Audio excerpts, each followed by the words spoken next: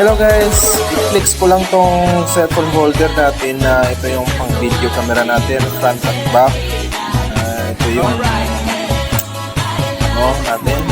Ito nabili ko lang to sa TikTok. Punta kayo sa TikTok ko. Meron yan. Meron tayo binibenta ganyan. Then hindi yan siya flex. Dito yung hindi fix to. Kumbaga ibang presyo nito. At iba din yung presyo ng yung parang bracket niya. Kaya kung gusto nyo nito, mag-ask kayo sa akin. Bili kayo dito. Punta kayo sa TikTok shop ko. Meron to. Kung gusto nyo, meron naman din sa Shopee at Lazada to. Hanapin nyo na lang.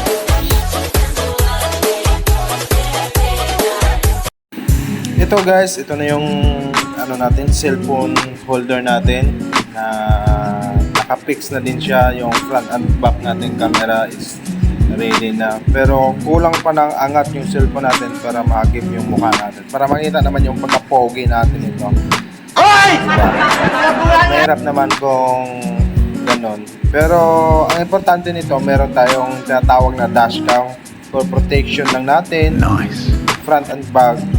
Huwag mo naman banggain yan. Okay, Then ito nga guys, kung gusto nyong bumili nito, meron to sa TikTok shop natin at meron din to sa Shopee at Lazada, meron dito. Pero magkaiba yung magkaiba yung presyo nito.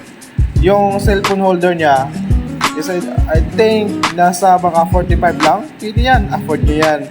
Then yung naman, yung parang niya, yung talagang kable, mabibili mo yan siya ng 100 something or 200 something. Yun lang. Ito nga, it's good. Medyo maaalog lang yung camera natin on the front kasi hindi siya naka-fix. Kaya ito na. Yun lang guys. Thank you sa inyo lahat. God bless.